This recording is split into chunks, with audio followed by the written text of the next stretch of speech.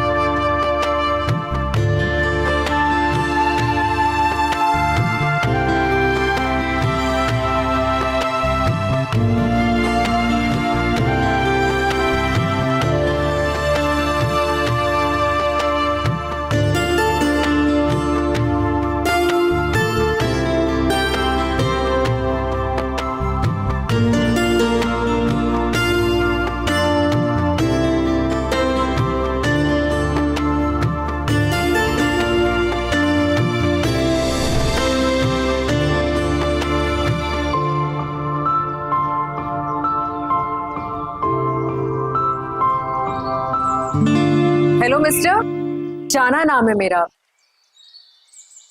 ऊपर किराए पर आए हैं, थोड़ी सी चीनी चाहिए मुझे। बड़ा प्यारा नाम है। वैसे चीनी की क्या जरूरत है आपको? आप कहें तो मैं पत्ती, दूध, उबलता पानी। मेरे कहने का मतलब है कि मैं चाय बना देता हूँ, एक कप आपके लिए, एक कप मेरे लिए। तबीयत तो ठीक है तुम्हारी मिस्टर? अरे पहले खराब थी, अब तो फर्स्ट क्लास। पता है पहले मुझे साथ में ना फिर अब तो लगता है बुरे आएंगे। तो पहले ख्वाबों में कौन आता था? वही भूत भूत।